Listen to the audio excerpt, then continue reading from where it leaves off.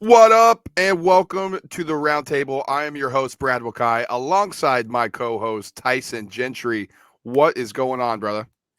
Nothing, man. We're back. We had technical difficulties last week. Brad and I both have dinosaur laptops that, it's getting cold outside. Sometimes they don't do so well. We don't know what's going on. It's the new year, they're Exactly. struggling, but we're Well, back. we're back. I mean, it wasn't just one laptop because we could have worked through that maybe, Right. but it was both of our laptops suffering from technical difficulties. I mean, it was crazy. It just wouldn't work for us. I've done this, and I leave mine in my backpack in the car overnight, and then I can't get it turned on for like 2 days. So that's on me, everybody at home. And Apple. Like, come on. I mean, it's like negative degrees here at night. I got to be better. Well, we're back, as Tyson mentioned. We got a lot to talk about. We missed the recapping the crazy Chiefs Bills game, which is unfortunate. But we got a lot of football to discuss before we get to the Super Bowl. So don't worry, we'll have plenty of time to talk about it. You got with a 2-week ramp up, plenty of time to discuss Bengals and Rams. And we're not going to bore you going all the way back. There's been crazy games since. We got to discuss what just happened over Championship Sunday. But Tyson, we got a lot to get to on the other front. I mean, offseason's coming early, big stories coming early. Huge stories. Huge. So we're Eric going to Weddle's touch. back. Yeah, That's the story. exactly. So we got to touch on the Tom Brady retirement. Obviously, the Brian Flores thing, and him suing the NFL in 3 teams. That's a big story that's been circulating. And then we'll get to the conference championship games and give our thoughts on what happened and what unfolded last Sunday. But let's dive right into it now, Tyson, because I think this was going to be the major story kind of leading into, because there's that down week that we're in right now before it's the Super Bowl. There's no game Sunday. You kind of get ramped up and ready to roll the week of the Super Bowl. And this is that weird time where nothing's really happening. So I think the Tom Brady retirement announcement would have been that perfect week-long celebration of the sport, a celebration of, in my estimation, the greatest football player that we've ever seen play. And it seems like it's been trumped a little bit by the Brian Flores story, which we'll get to. So don't worry about that. But we're going to touch here on Brady because, as I just mentioned, I think he's the greatest football player that's ever existed. Just unbelievably good. And so we're going to talk about that right now, Tyson. But before we came on, you just had some thoughts about some of your favorite moments or just what Brady meant to you in general. So I want to let you lead this story off or Well, lead this segment off. I said my 3 favorite moments of Tom Brady of all time are when he didn't shake Nick Foles' hand after the Super Bowl, when he dropped the pass in the Super Bowl against the Eagles, and when he got strip sacked by Brandon Graham in the Super Bowl against the Eagles. Those are my personal 3 favorite Brady memories. But to be honest, this is first of all, Adam Schefter, come on, man. Like, you gotta take away Tom Brady's news. Like, this dude has given you more clout than anything or anyone could ever give a sports reporter. I wish Brady came back just to stick it to those guys for Deflategate and the way that was handled. I wish he came back just to make Schefter look like a total idiot. First, that's an aside. That made me upset. That was like, I understand you got to be first, but have some professionalism. And then regarding Tom Brady retiring, this is I think a step further than the best football player of all time, the best team athlete in history, the greatest winner of all time. I know people will be like, well, Bill Russell won 11 rings or whatever. First of all, different sport. Second of all, 8 teams. Harder to win in the NFL. It's proven. And he makes it to the point where people are having conversations with each other like, well, if Burrow wins this year, then he only has to win like 6 over the next 20 to get to where never happened before. 99% chance that's never going to happen again. This dude showed up, did his job to the best of his ability, which happened to be better than anybody in the history of the position, and was a team player. Like, he wasn't blowing up salary caps or anything. And love him or hate him, he gave us more entertainment than any athlete over the last 20-something years. It felt like when everything was going good, there was a controversy around the corner in New England. I know. I mean, Deflategate, Spygate, whatever gate. I mean, Random stuff we'd make up. His wife sending a tweet, "Oh, he can't throw it and catch it," or whatever she yelled. Like, and then how about the one with the Ravens when they had that crazy formation, that led to some of the Deflategate stuff? Remember that whole controversy? Like, oh, New England can do whatever they want. It's like, no, you just have to read the rule book. Like that was something that was big. What's another crazy thing? I guess, I mean, them even going undefeated, just everything surrounding that. Like, were they cheating with, like, forget like actual cheating that was going on, like by putting this roster together, like, was it unfair to the rest of the NFL? Yeah, why does Tom Brady have to, he signs for quarterback 12 money when he's clearly the best in the league? Like, this should be illegal. It was nonstop growing up. You come home, 3 o'clock, you turn on ESPN, it'd be PTI, it'd be a Patriots or a Brady story, leading that thing off 4 days out of the 5 of the week. And the other thing about Tom Brady that I just think about when I just look back on what his career was too, it was like everything seemed to always just go his way for some crazy reason. I think that's why people hate him a lot, because it's like cosmic.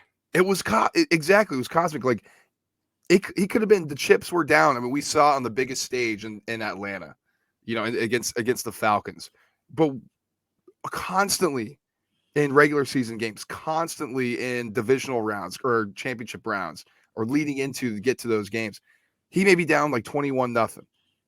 Oh, you just had this feeling, I think Brady's going to come back and win this game. It's like, when have we ever said that about another quarterback? Like, it was just like, oh, I know this guy's down 50, but if they get a stop here and score at 51-7, I think they can come back and win this game. Well, what was the score of the Rams game? Exactly. 27-3 or whatever at one point, or something. It was whatever it was. They were down by a bunch, and he's the only athlete in the history of professional sports where Taylor Lewan has a great story, the offensive tackle for the Titans, where he said, when they beat Brady in Brady's last year in New England in the playoffs, Tom came back on the field with like 7 seconds left and threw a pick 6 to Logan Ryan, but Lewan said in his head when Brady walked out there, he was like, oh, shit, he's going to do this, isn't he? Yeah. There's just something about this guy, and I think it's because he's the ultimate – we're never going to see – I'm confident in that. We'll never see an athlete prepare themselves for the moment the way Tom Brady did, because this was – Tom beat time. Remember Tom versus time? Tom beat time. That's insane. It's a privilege to watch him. I mean, just as somebody who's a fan of competition, like I'm somebody who just eats up every sport I can. Like, if basketball's not on, football's not on, I'm watching soccer, I'm watching tennis, I'm watching golf, and just anything competitive. Winter Olympics around the corner, I'll be watching curling. I just love that stuff. And Tom Brady is so competitive. Just not only crushed his division, then he crushed his conference, then he crushed his contemporaries, he crushed all the legends. And then he decided to take on time, and he crushed time as well. I mean, he's going out retiring at 45 years old, leading the league in statistics. So nuts. Like, his last touchdown pass was farther than all of Ben Roethlisberger's air yards combined this season. There is a strong case to say that he's leaving good years of his career left on the table by retiring right now, which is 100%. Crazy to say about a 45-year-old. He honestly, like, he's better now than he was at certain stretches of his career in like his early 20s. It just sounds so silly, but I mean, it's the truth. This dude is just the thing is too with Tom Brady, this is weird kind of, but this popped in my head.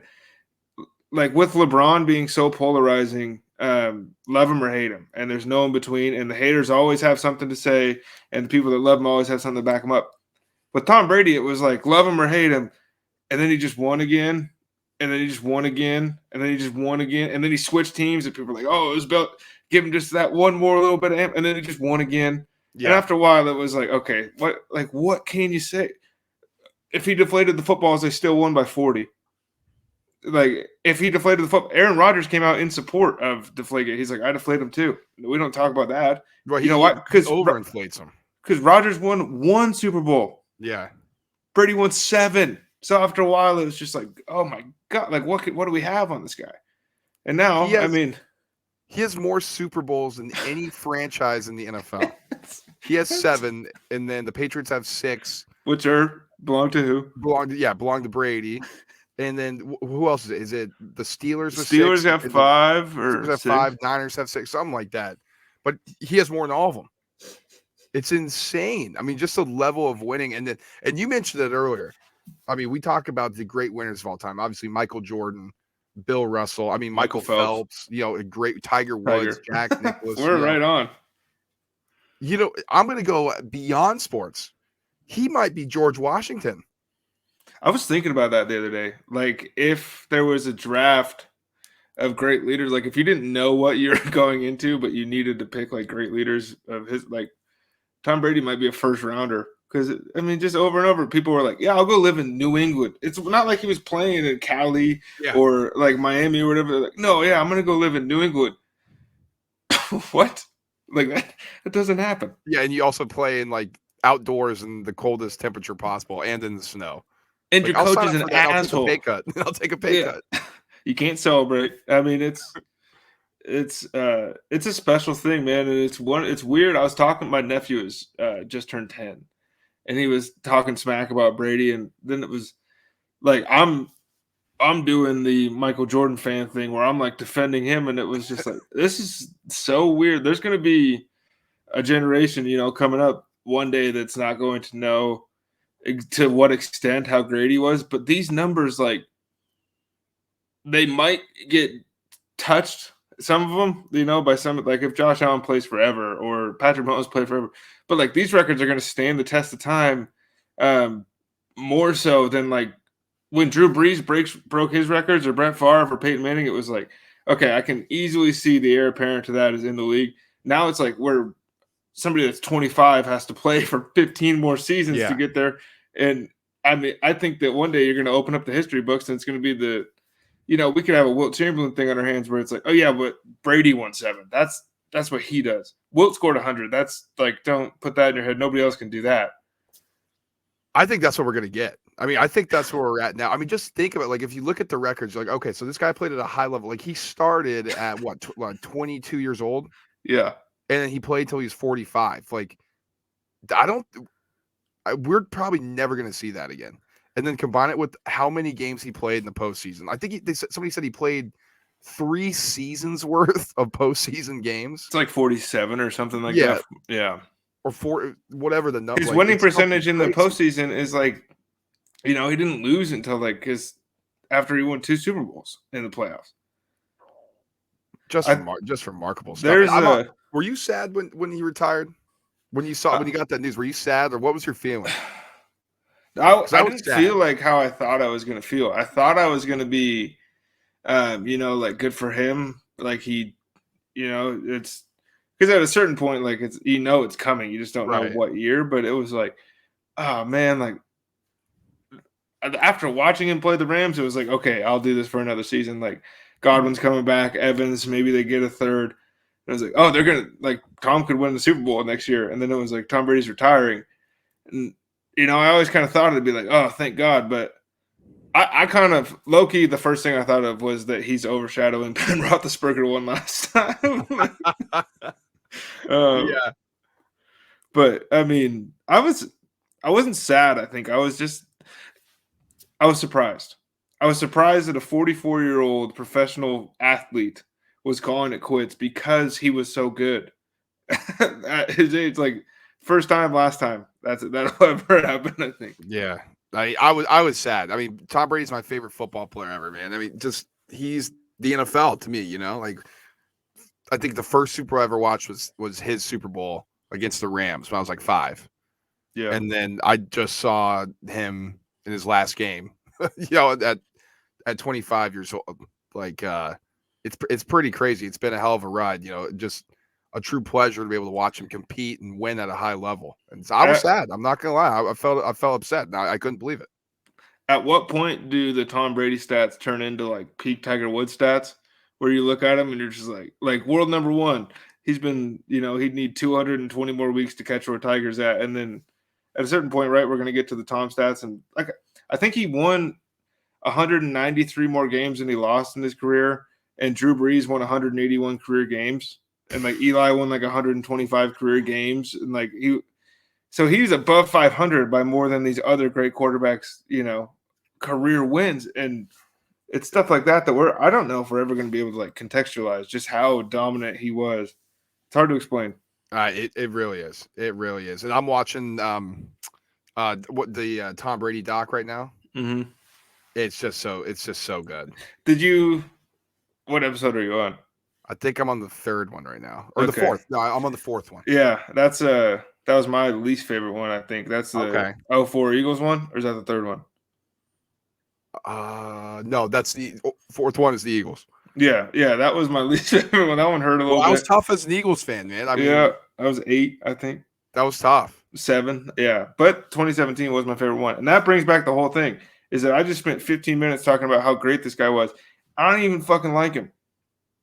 Yeah, well, like that's just how good he is. That's where we differ. Like you're heaping praise on him because you respect him. I mean, I love the guy. Like like I said, he's my favorite football player ever. So I think that's probably why I felt sad. Because I'm like, oh man, I can't believe I don't get to watch this guy. And you're just like, oh God, finally this guy's out of my life. Well, that's the thing too, is next season's going to start, and then I'm going to watch, some guys make these throws around the league, and it's like, Tom Brady's like way better than this guy. Right. We'll bring up the Bucs later in the show, I have a feeling. Absolutely. All right, but we've heaped enough praise on Brady. We'll talk about the story now that's overshadowing his retirement. For the moment, I'm sure we'll get back to Brady at some point, or the national media or conversation will. But we wouldn't be doing a football show, an NFL show, if we didn't have to touch on the Brian Flores story that surfaced actually, and it was a bombshell. Brian Flores suing the NFL, the Denver Broncos, New York Giants, and the Miami Dolphins for what he alleges as racism and mistreatment in the hiring practices in the league and by those organizations. And so you go through, it's a 58-page legal document. I, full disclosure, did not read the entire thing. I was actually planning on doing that before we came on this pod and just got caught up in some stuff and wasn't able to. But saw the bombshells that were thrown, and there's just a lot to unpack in this story. And so I want to start with this one that I think for me, it's clearly disappointing that we're still at this point in a sport that we love so much, where a person as Brian Flores feels that he's been mistreated because of the color of skin, to the point where he has to do legal actions. I think that was my first takeaway. It's just disappointing that we're still at this phase and this place within this organization or within society that someone has to feel the need. He's been mistreated so poorly, he has to go through the legal actions to even bring attention to it. Now, can he win in court? Is this case going to hold up? We'll see. I mean, that's going to be picked apart by lawyers and by people who know more about this investigation and going to dive into the legality of everything more than I could do it by even reading that document. But that was my first takeaway on this, was just, sadness that the NFL, a sport that we love, an organization that we love, and a product that we love so much, is kind of being, the dark side is being shown on it. That people in the sport, and more specifically black head coaching candidates, feel that they're not represented enough, to the point. We saw it. Mike Tomlin's the only head coach right now who is black, who's an African-American man, that they feel it's racism within the hiring practices. Like, not just, oh, we're not getting hired. It's like, no, we're going to step beyond it. And Brian Flores feels the need to make a lawsuit out of it. So that's my first takeaway about that, Tyson. I don't know what kind of caught your attention, when you first saw this being dropped in the news. Well, first of all, I think it's important to explain that, I guess not explain, but I think when Brian Flores is talking about, racism, he's not saying like these guys are outwardly racist. He's saying like the black head coaching candidates in the NFL don't have the same equity of access to these jobs and to these opportunities that the white people or white coaching candidates have, which seems pretty hard to disprove. But again, in the court of law, it's going to be really hard to empirically prove that, which is kind of the issue with every time anybody sues the NFL, is they never win, but they get off on technicalities all the time. And they're super good at that.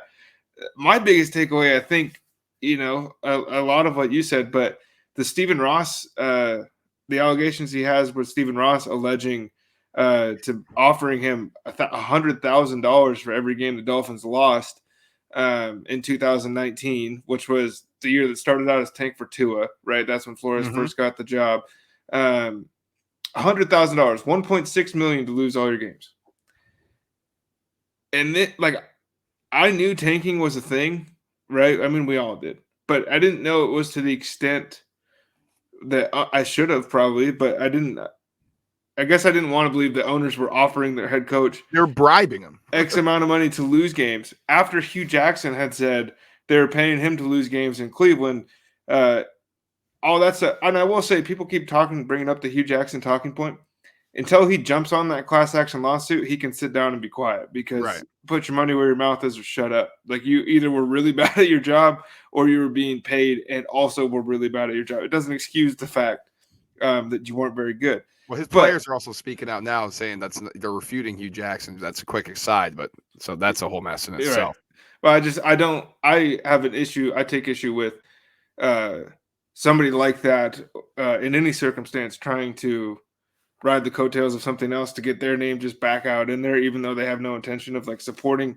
I mean, this is a guy who is trying to make it so it's like the playing field is a little bit more level, right? And then for Hugh Jackson to be like, yeah, I told you, like, I was right, but I'm not going to sign it because, I did accept the money or whatever it is. I don't know.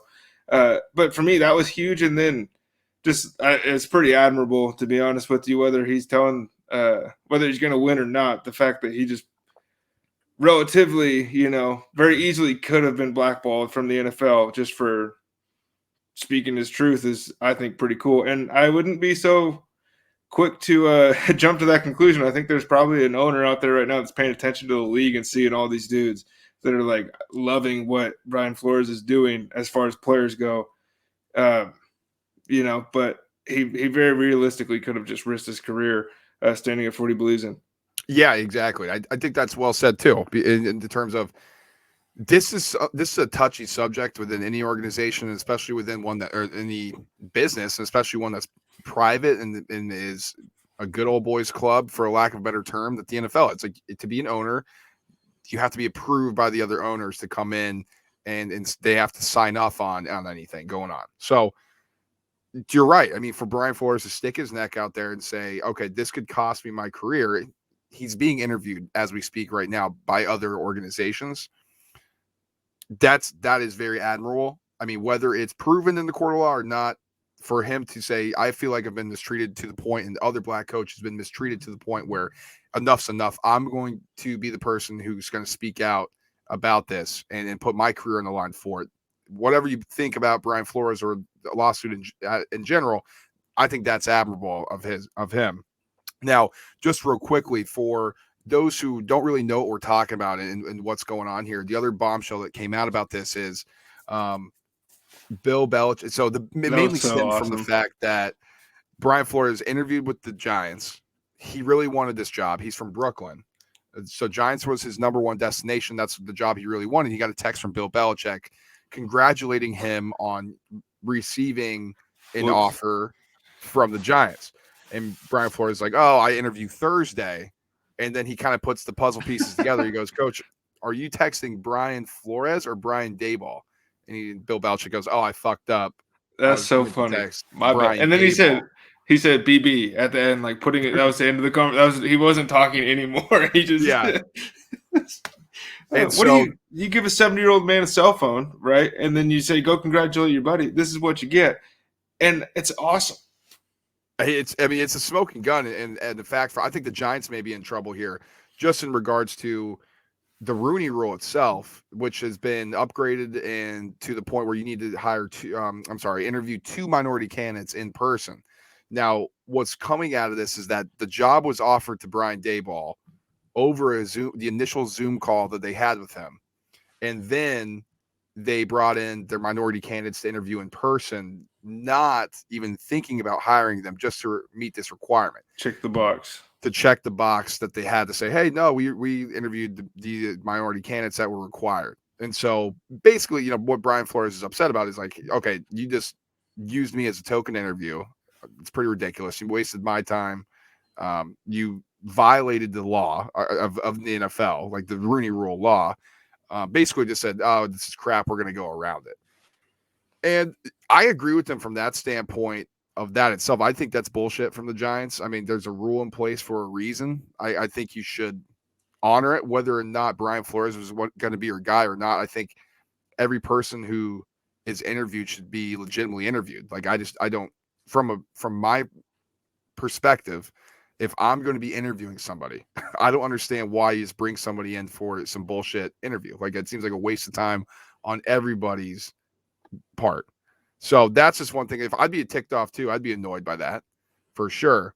But it speaks to hiring practices and questions in the NFL and regarding this Rooney Rule, where the NFL said, okay, we need to do better.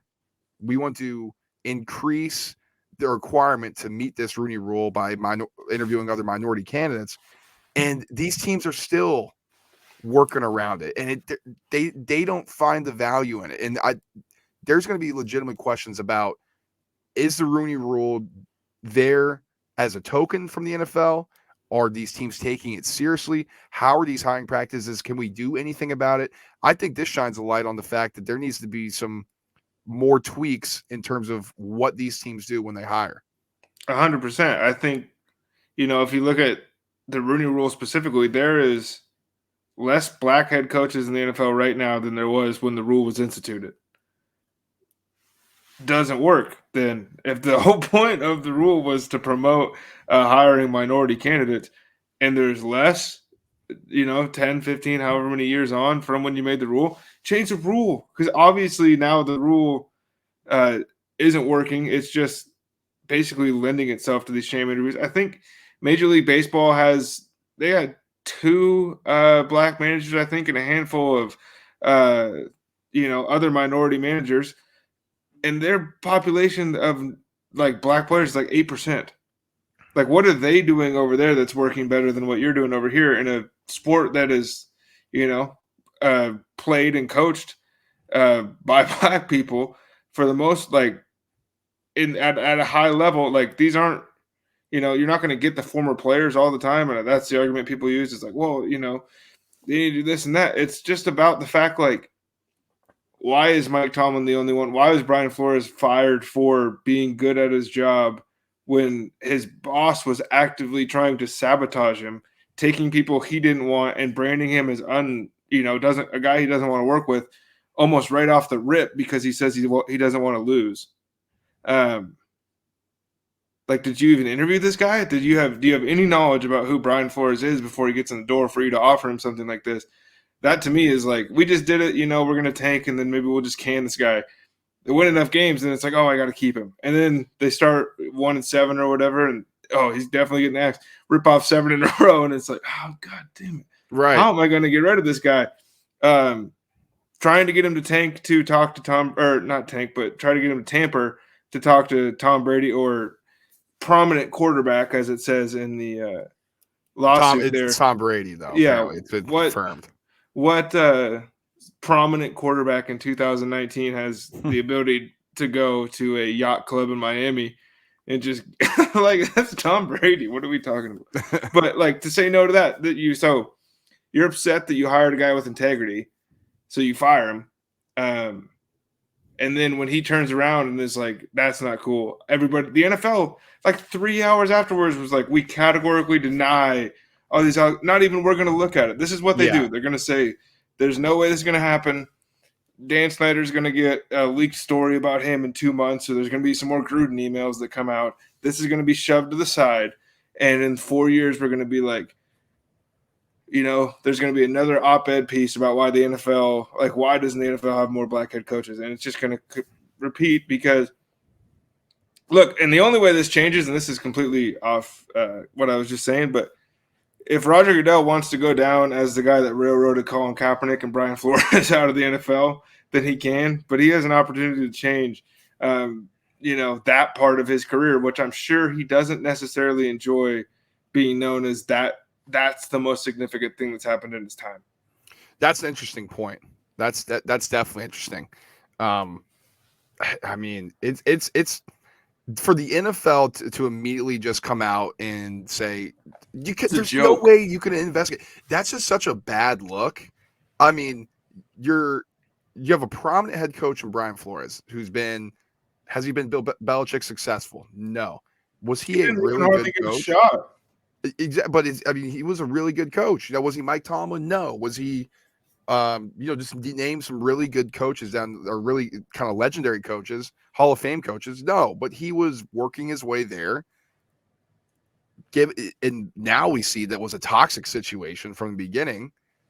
And then he's saying, "Hey, I feel like I've been mistreated.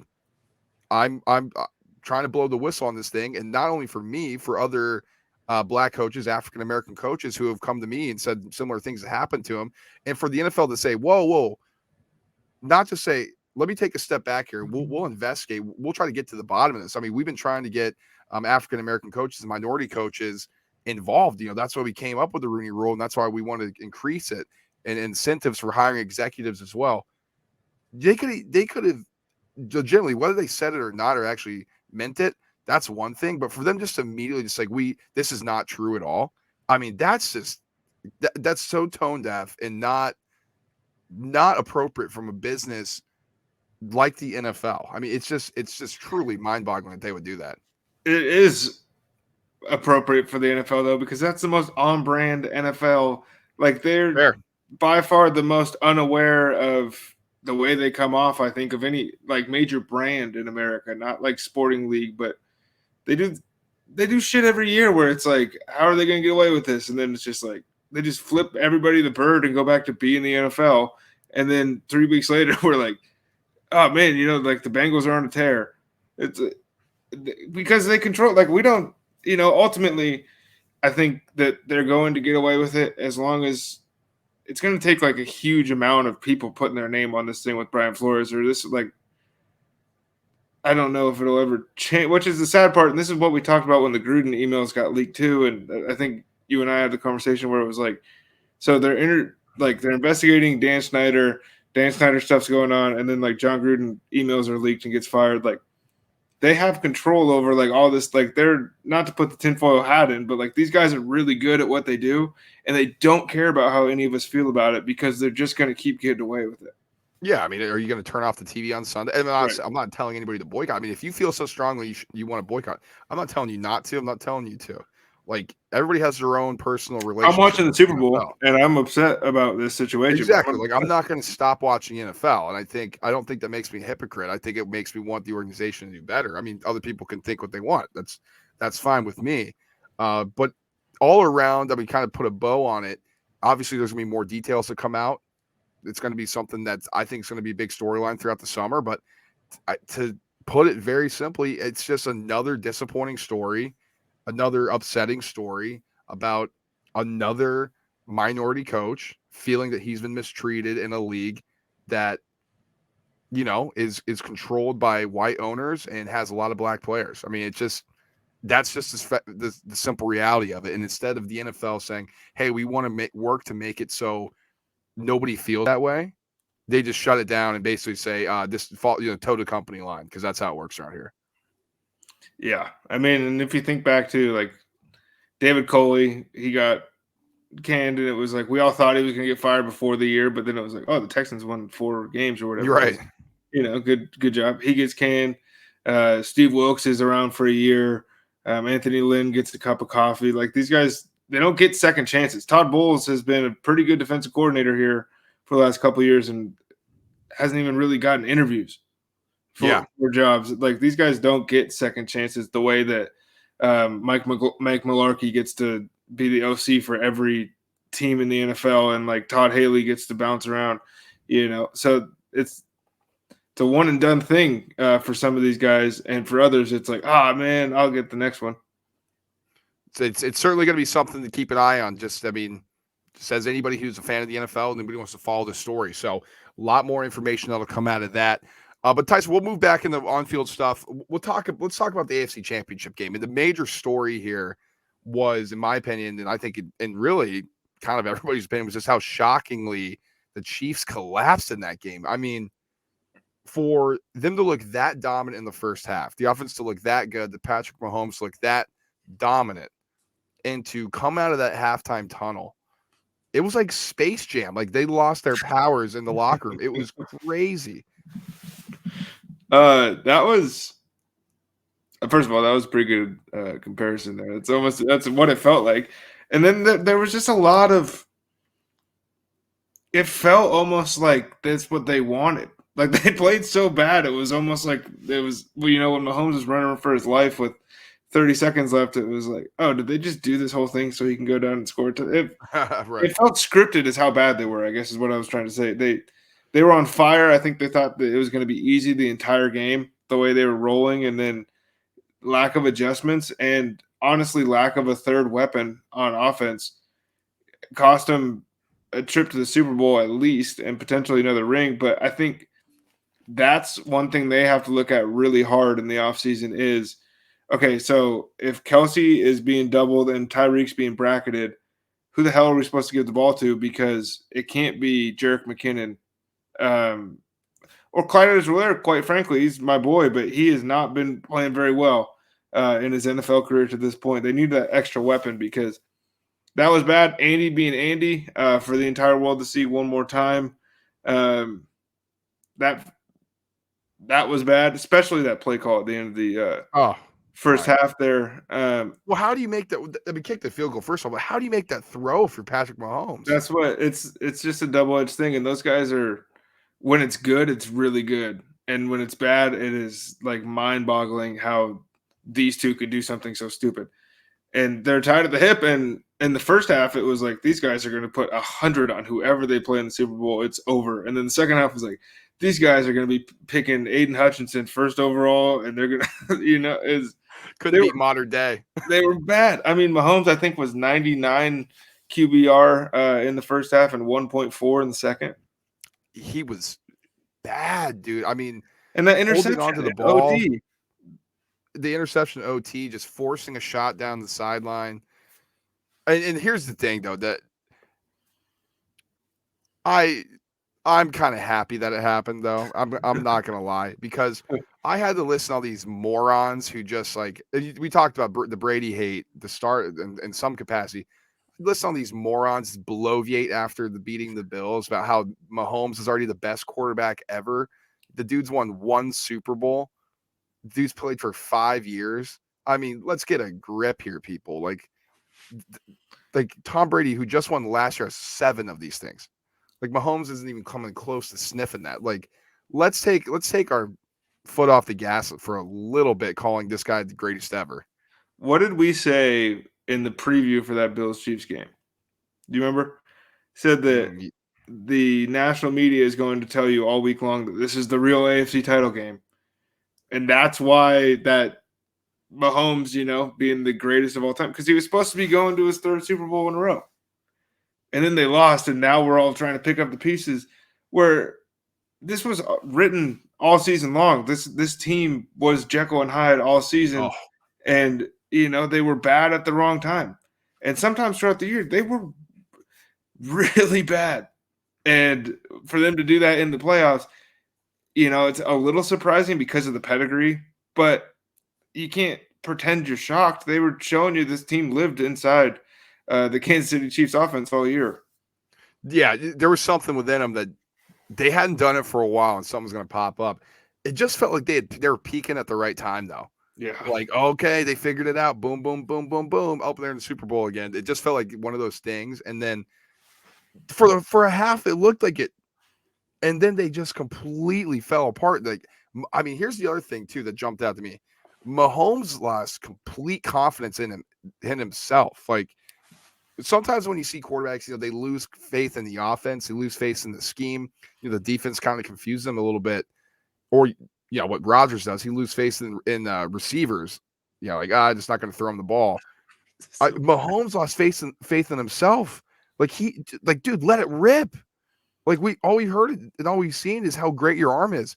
The crazy arm angles, like, he wouldn't throw the ball down the field. Like, he was running around. It wasn't like his line wasn't protecting him. Like, oh, he was running for his life. It's like, yeah, because he's holding on to the ball for 15 seconds. Like, your whole line can only do so much.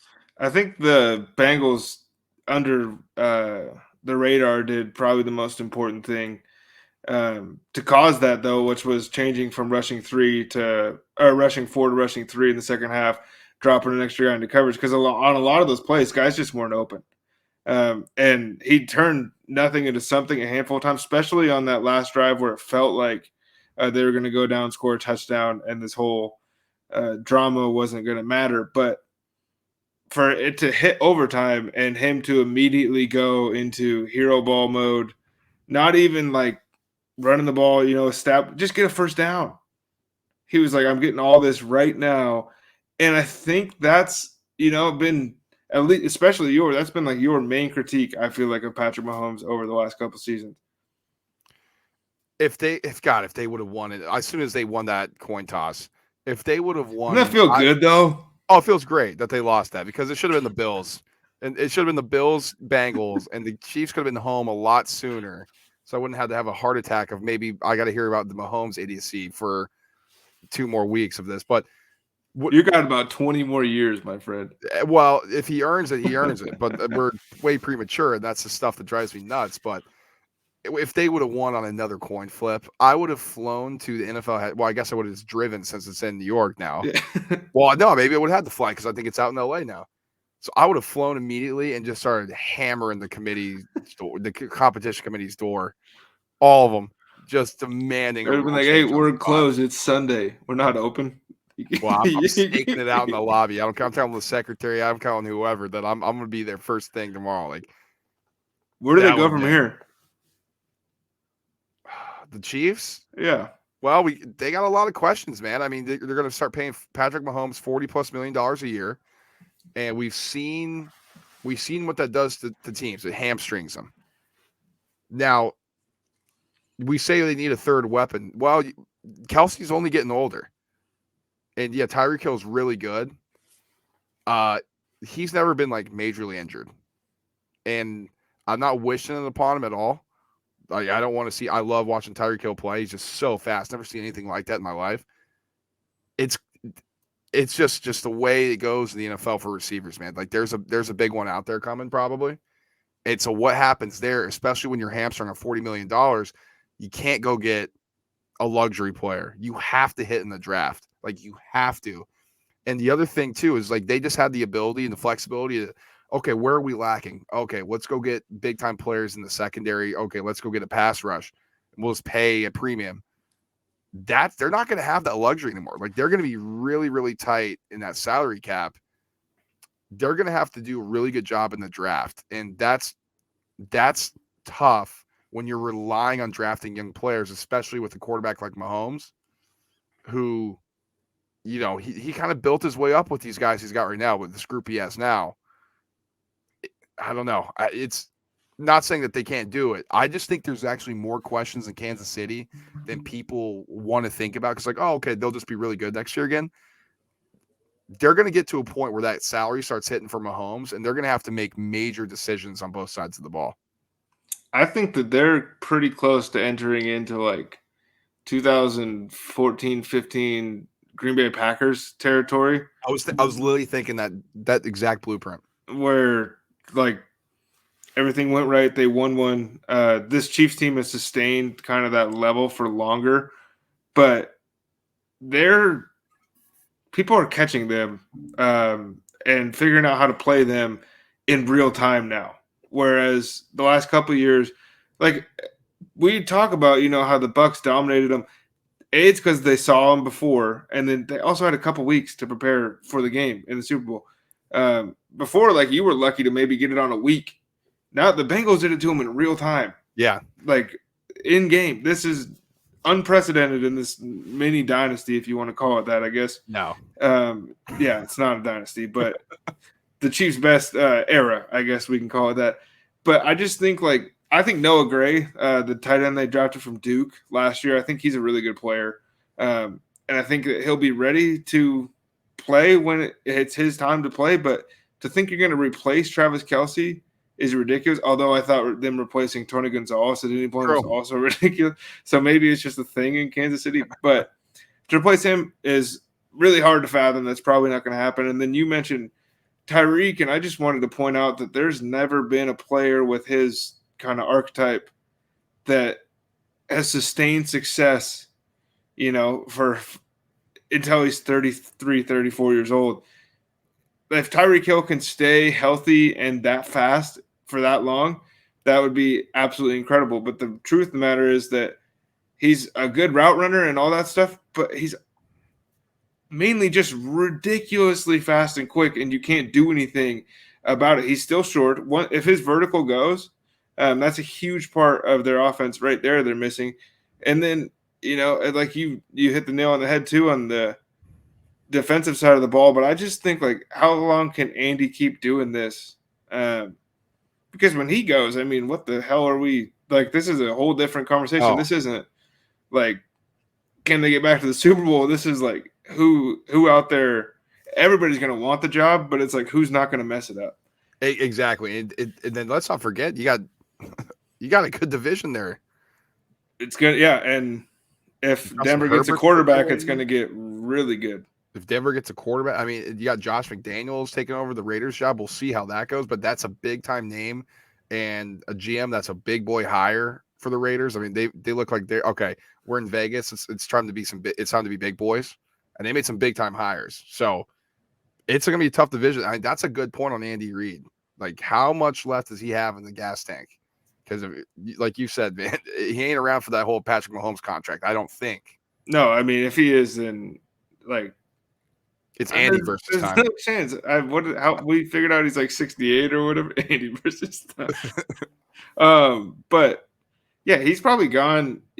As soon as I love Andy, and I think that the content of his character isn't what I'm about to say. But, like, if I'm Andy Reid and I'm at the end of my career and things start to get a little bumpy, like, what do I want to sit around here and go 10-6 and lose, or 10-7 now or whatever, and lose in the first round of the playoffs? Like, I'd rather just go chill. I want to be with my wife and my family. Yeah. Like, as soon as this whole thing is done, I wouldn't be surprised. Like, I would 2 or 3 years, I think, is what you got out of Andy. Well, we got plenty more time to talk about the Chiefs. I mean, the offseason, it's not always fun in the NFL, but I think we're going to have a great offseason, and we're going to talk about a bunch of different stuff leading up to the NFL season again. So for you NFL fans, Tyson and I got some good stuff planned for you. We just keep it churning. So we'll have plenty to discuss about a lot of different teams, but we'll finish up our Championship Sunday discussion here with that Rams 49ers game here. We got a bunch of different angles to discuss just coming from this game. And imagine if it went differently. I mean, Rams come from behind, another collapse from the Niners. Matt Stafford in his first Super Bowl just continues to win in his first year away from Detroit. Sean McVay back in the big game. Shanahan, like I said, collapses. Jimmy Garoppolo, now he's on his way out. Just John Lynch, is he around, the GM for the 49ers? Massive, massive questions surrounding the 49ers. Now, if they would have won, is Jimmy G the guy next year? Man, Shanahan's really smart. Look what he did with this team. Woo, can the Niners just out physical the Bengals? Can Shanahan win his first one, get over the hump? Man, Stafford can't win the big. Like, it's crazy, the different scenarios. Like, what would we be discussing if Jaquiski Tart That's one of those fighting war moments in the history of sports right 100%. There. 100%. Yeah. And that's first of all, just so everyone knows, we're talking Bengals Rams next week. We're focusing on the losers here because we don't want to do 3 or 4 podcasts in a row talking about the Super Bowl matchup. But this Rams Niners game, like, this is why I love the NFL. This is one of the reasons why, where it was almost like the game was amazing, first of all. But then after the game, almost as soon as it ended, those are the things that go into your head. And it's the NBA is a soap opera, but it doesn't have anything on, like, in the NFL, the implications they just feel bigger. Right. And so for this one, it was like, there's no way. Shanahan was coaching a hell of a game until the collapse. And then if Jaquiski Tart catches that pass, we forget about it. And then it's Shanahan again, like you say, the genius, like I believe the genius. We got Jimmy G now, like you said. I think he finds a new home here relatively quickly. But this 49ers team, I think, as on the whole, the way their season went, I picked them to win the Super Bowl before the season. And I thought they were going to win this game, and I thought they were going to win the Super Bowl. But the team I picked to win the Super Bowl didn't look anything like the team that made it to the NFC title game. So I think them even being there was pretty cool to overcome all those injuries and everything like that. But there's just some massive question. Like, this was a team built to win now. We clearly saw that, even banged up, they make it to the NFC title game. Now you're handing the keys over to this guy that has played like 13 or 19 games of post-high school football. And you're saying, hey, man, we made the NFC title game. We were a drop pick or, one bounce going our way from playing for the Super Bowl. Go get him. Yeah, and you got to lead us there and more. It's going to be tough. Now, you're saying all this because you're deflecting from the point of your boy Kyle Shanahan. Because once again, he comes up small in the biggest moments. And What was I don't know what it is. At that? How would you have coached that different? I wouldn't have. Because in the Falcons game, we know we can go back that Falcons-Patriots game. We know, okay, too conservative here, like too aggressive here. You can pinpoint it. This one didn't feel that like he punted 3 times in the Rams territory. Yeah. That's one thing. Now that 4th and 2 that everybody's harping on. Yeah. I mean, they got stuffed twice. That's what those play calls were terrible. But they weren't very creative. No. That's true. But so I can understand that one. Like, I don't want to harp on that. Like, what an idiot. That was cut and dry. Like, it was 4th and 2, and they got their ass kicked at the line of scrimmage on 2 plays. Like, or you can pin him deep and then see if Stafford, which he almost gave the game away with that pick. Let's not forget about that. So I don't want to kill him for that. But 3 times within your opponent's territory, like, dude, come on, punting. Like, he could have kicked the field goal. You have Robbie Gould. That's kind of where I'm at too. Is those were the decisions, but it was just it was one of those games where the Rams were just, for the first time I think in the Sean McVay era, were just grinding and grinding and grinding, and then finally winning the big game, like playing aggressive power football in a way that is pretty unique to the Rams because it looks flashy to people, but they're actually punching you in the face. And this was the first time where they bullied a bully to get back into the game, which I think bodes pretty well for them going forward. But for me, it was like the Niners just didn't have the dudes. They couldn't just keep it up for the entire 60 minutes of the game because the Rams are insanely talented. And I think that had a lot to do with it. And I think that the Niners, came out, shocked the system. The Rams settled in. Stafford got going, and then the Rams were like, okay, we have blue chippers everywhere. Like this dude played at Northern Illinois last season. It just felt like such a massive game. Like I was telling you before we got on, I thought Sean McVay was going to have a stroke on the sideline after they won. Like you could just see like that monkey get off his back, like finally beating Kyle Shanahan in a big game, in the biggest game that he's faced him in. That seems like it's a pivotal moment in both these guys' careers. Especially if McVay wins this year. Especially if McVay wins the Super Bowl. Well, I mean, we're going to look at Kyle Shanahan as a joker. He's big brother now. If he wins the Super Bowl, then it's like, I beat you to get one. Like, that was the dynamic of their relationship. Almost like it could 100% change if Sean McVay wins. Which, if you didn't know, Shanahan was kind of the guy. He was big brother to McVay, which this whole thing could be 180. Which would be, and then Stafford's not going to play forever, and we'll see what Lance is. But let's say Stafford gets him one. They run it back for, let's say, 1 or 2 more years, maybe 3 years with Stafford. Who knows? Then they find another quarterback. Now McVay's got confidence against Shanahan. I mean, we're looking at a completely different bully in that division for a while. I mean, depends on how long McVay wants to coach there. And he'll be able to choose. I mean, what's he, 38?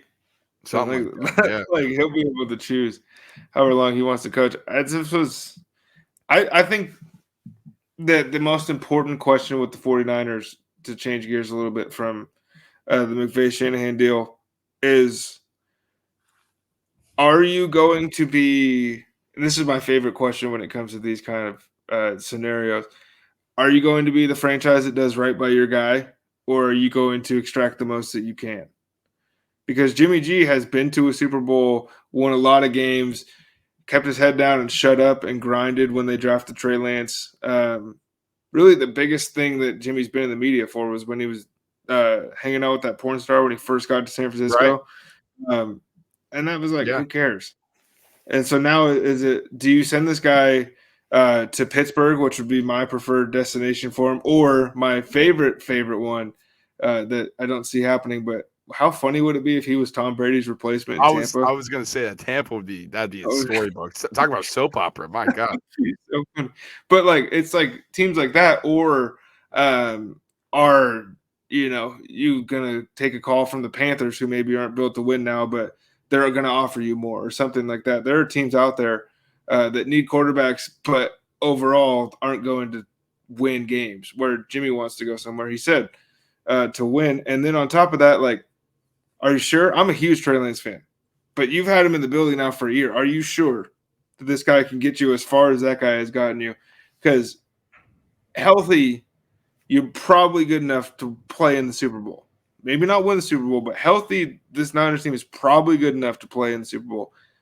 And if Trey Lance makes it so you're not good enough to play in the Super Bowl, then Trey Lance probably isn't the answer, because then what's the point of this whole game?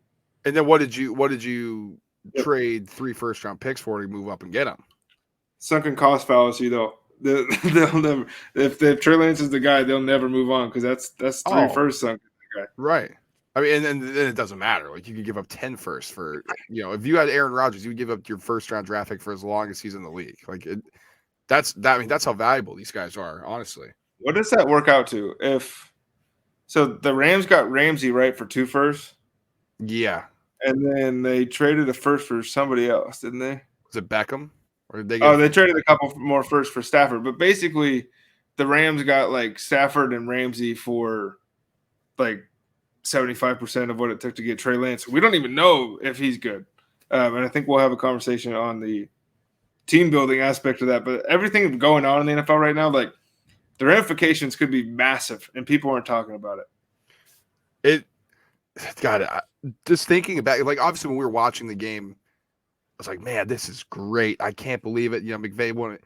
And then when I sat back and had time to reflect on it, kind of to bring it back to the beginning here, it truly was like a time dimension thing. Like, just what can happen going forward now? What could have happened if things were different? Like, it's like, I'm thinking about all these scenarios in my head right now. Like, this could I don't want to undersell it, because I truly believe this. Like, this could be a massive, massive milestone and landmark moment in the history of the NFL for our generation going forward. And I think that, that's what the Rams are fighting for. I love the Bengals, and I was the one on here telling you, Joe Burrow he's my favorite, freaking football player in the NFL that doesn't wear an Eagles uniform right now. And yeah, it just feels like the Rams are fighting to solidify themselves as the future of the NFL. Whereas the Bengals are, not quite at that level yet. If they were to play, because we haven't seen these dudes in the playoffs yet. They just popped up and now they're here, which is amazing. Yeah. But the Rams have been knocking on the door and sent home a handful of times now. And if they can get over the hump with a new quarterback, then this could be like, because, going back to the start of the podcast, the Tom Brady thing, there is a power vacuum now that is open in the NFL, and somebody, at least for a year, gets to grab it. Exactly. All right, Tyson. Well, as you mentioned, don't worry, guys. We know the Super Bowl's happening. I mean, for God's sake. I mean, that's we've been waiting for this crescendo for a while. So we're going to touch on it. I mean, we got Tyson's boy Burrow with an opportunity to be the first person ever to win a Heisman Trophy, be the #1 overall pick, and win the Super Bowl. So, like, some crazy trifecta. 3 years. He's got that opportunity in 3 years as well. And nobody's ever done it, and he's got the opportunity. Oh, Heisman Trophy. Did I mention that? Yeah. Or national champion, Heisman Trophy, and then Super Bowl champion. Like, crazy. So he's got that opportunity. And Matt Stafford, I think if he wins this, he's in the Hall of Fame. So if you want to talk about legacy game as well, we got a big one. So don't worry. Next week, we got a bunch of different stuff, some creative stuff that we'll bring you as well. So keep an eye out for that. But as always, like, subscribe, and share. I mean, whether you're listening to us on Spotify, Apple Podcasts, YouTube, hit that like button, subscribe. rate us 5 stars, ask a question. We'll answer it on the pod as usual. And share it with your friends. I mean, we want to build this community up. Like we said, we want to have better, smart conversations than what you're going to hear on mainstream media. I think it's coming back to the point where these conversations where real sports fans want to listen to actual analysis and actual conversations about sports. Yeah, man, those rock. That was good. I'm excited. I think, we have we've given out awesome singles on bets all year, and we've been close on our playoff parlays. But Super Bowl is just one. We just got one same game parlay. That's all we have to hit for the people. For the people, baby. For the people. So a little roadmap. We're gonna try to put out some episodes, discussing why we think the Bengals can win the Super Bowl, why we think the Rams can win the Super Bowl, and then just a little gambling episode because it's the end of the season. This is, this is the king when it comes to betting. You bet March Madness with your heart. You bet the NFL with your heart. You get your ass kicked. So this is exactly. This is the mother of them all, and Super Bowl is always. We'll be betting on Eminem first song. By the way, how mad is Detroit right now? Stafford and Eminem. Are they mad, or are they just like, man, that's what it feels like? Yeah, they're probably happy. At least those. Yeah, they're probably like those two made it out. Right? Exactly. They're like, you can't take me with you. Oh man. So we got a lot coming for you guys. As always, we appreciate you listening. Like, subscribe, and share. Follow me on Twitter at BWakai, BWAKAI. Follow Tyson on Instagram at Tyson Gentry, GENTRI for the last name. And then follow the Roundtable on Instagram at _ the Roundtable Pod _. A lot coming at your way. So until next time, guys, peace.